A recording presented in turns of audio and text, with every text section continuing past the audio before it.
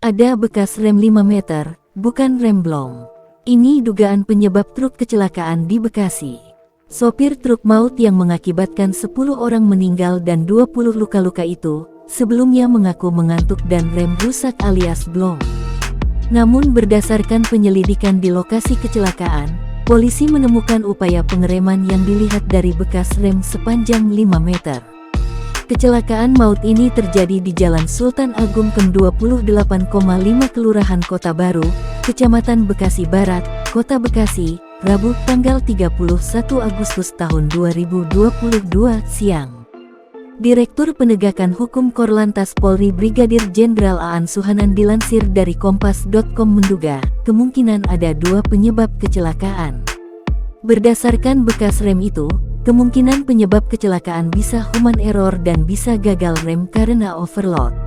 Kapolsek Bekasi Kota, Kompol M. Salahuddin dilansir dari Tribun Jakarta mengatakan, sopir truk maut yang menewaskan 10 orang dan 20 orang lainnya luka-luka tersebut mengaku mengantuk.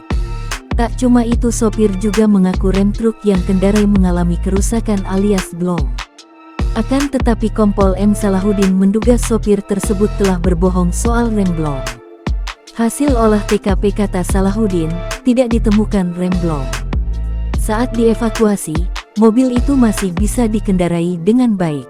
Dalam wawancara terpisah, Direktur Lalu Lintas Polda Metro Jaya Komisaris Besar Latif Usman mengatakan, truk itu mengalami kecelakaan saat persneling terhenti di Gigi 3. Pihaknya menduga kecepatan truk masih di atas 60 km per jam. Latif mengatakan, truk itu awalnya hilang kendali hingga masuk ke bahu jalan dan menabrak halte.